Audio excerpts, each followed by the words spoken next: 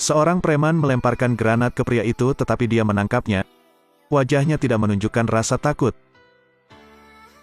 Namanya Lucas. Luke memiliki kulit yang sangat keras. Peluru yang mengenainya juga tidak melukainya. Dia juga memiliki kekuatan yang tak tertandingi. Luke bisa mematahkan pistol. Bagaimana dia mendapatkan kekuatan super?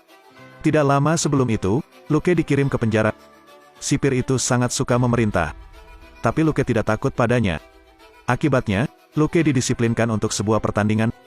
Dokter melihat bahwa Luke akan mati, jadi dia menggunakannya sebagai percobaan. Saat ini, sipir datang ke sana. Dia melangkah maju, menaikkan suhu mesin ke tingkat tertinggi. Dia ingin mengalahkan Luke. Tapi sebuah insiden terjadi. Sipir dan dokter keduanya tewas dalam ledakan itu. Tapi Luke secara ajaib selamat. Luka di tubuhnya sudah sembuh total. Terlebih lagi, tangan Luke penuh energi. Dia meninju dan memecahkan dinding. Tapi tangan Luke tidak terluka.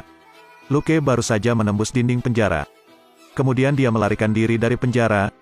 Agar tidak diperhatikan oleh orang lain, Luke pergi bekerja di toko tukang cukur milik Henry. Suatu malam, beberapa preman masuk ke sebuah restoran Cina. Mereka memaksa pemilik dan istrinya untuk menyerahkan uang tersebut. Saat ini, Luke baru saja lewat. Dia menyarankan preman untuk keluar dari sini. Ketika mereka mendengarnya, mereka menjadi marah. Menghadapi mereka, Luke baru saja berbicara. Jika kamu tidak pergi, aku akan membunuh kalian. Begitu dia selesai berbicara, salah satu dari mereka menyerang dengan tongkat.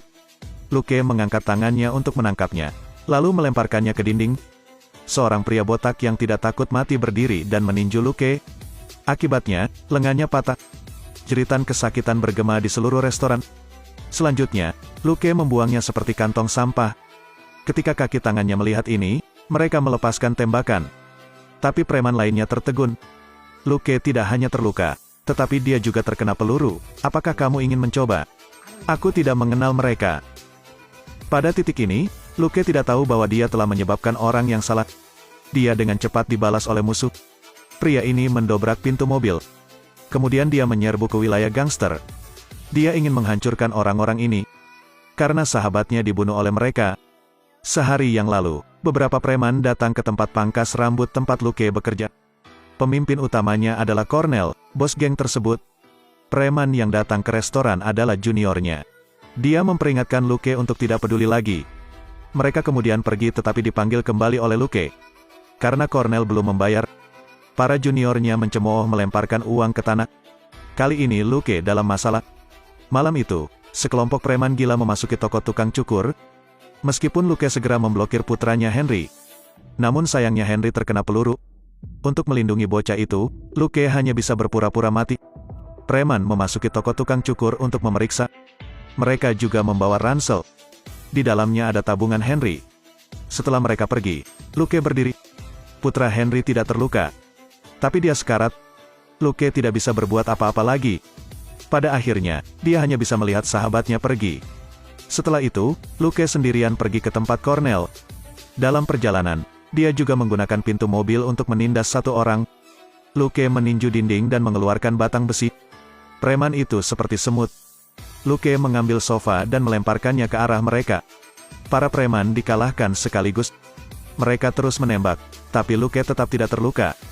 Preman yang ketakutan ingin menangis. Luke mengulurkan tangan dan membuatnya pingsan. Kemudian dia menendang pintu besi itu. Di dalamnya ada lemari besi emas Cornell. Luke mengambil semua emas itu. Ketika Cornell mengetahui bahwa emas itu telah dicuri, dia sangat marah. Dia memutuskan untuk membalas dendam pada Luke. Malam berikutnya, Luke sedang makan malam di sebuah restoran. Dia tidak tahu bahwa bahaya sudah dekat. Cornell menembakkan roket ke restoran. Luke tidak punya waktu untuk melarikan diri sama sekali. Bagian dalamnya langsung meledak. Restoran berubah menjadi reruntuhan. Melihat seluruh bangunan runtuh, Cornell tertawa. Truk pemadam kebakaran tiba dengan cepat. Seluruh rumah berubah menjadi puing-puing. Sheriff percaya tidak ada yang selamat dalam ledakan itu. Tapi kali ini, tinju muncul dari reruntuhan. Ternyata Luke belum mati. Dia bahkan menyelamatkan pemilik restoran.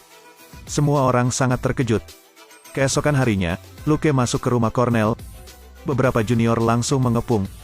Salah satu penembak menembak Luke. Tetapi peluru itu balas menembak. Melihat Luke tidak terluka, Cornell pun heran. Luke memperingatkannya bahwa jika dia mengacaukannya lagi, dia akan mati. Cornell tidak pernah begitu terintimidasi. Dia segera ingin menjatuhkan matanya keluar. Jika dia tidak bisa membunuh Luke, dia akan malu. Jadi Cornell menghabiskan banyak uang untuk memesan senjata gaya baru. Amunisi senjata ini sangat kuat. Itu bisa melewati seluruh bumi. Apalagi setelah masuk ke dalam tubuh akan meledak untuk kedua kalinya. Setelah tembakan percobaan, Cornell sangat puas. Malam itu, Luke dan Claire sedang berjalan-jalan. Tiba-tiba seorang pria mengarahkan pistol ke Luke. Orang itu adalah Cornell. Dan pistol di tangannya adalah tipe baru. Setelah suara tembakan terdengar, Luke mendapati dirinya berdarah. Peluru itu kemudian meledak untuk kedua kalinya di bagian perut. Luke jatuh dengan menyakitkan. Untungnya, Claire segera memanggil ambulans. Namun tak jauh, mobil kembali diserang. Junior Cornell mengejar tempat itu. Keduanya dengan cepat bersembunyi di belakang mobil. Anehnya, dia tidak membunuh mereka. Dia hanya ingin bermain dengan mereka. Kemudian keduanya menemukan sebuah klinik. Claire mengandalkan pengalaman dokter hewannya untuk membantu Luke. Tapi pisau itu tidak bisa memotong kulit. Jadi Luke harus mengeluarkan pelurunya sendiri. Akibat penikamannya, pisau itu bengkok. Sepertinya saya harus menunggu sampai episode berikutnya untuk mendapatkan pelurunya. Episode hari ini berakhir di sini. Selamat tinggal.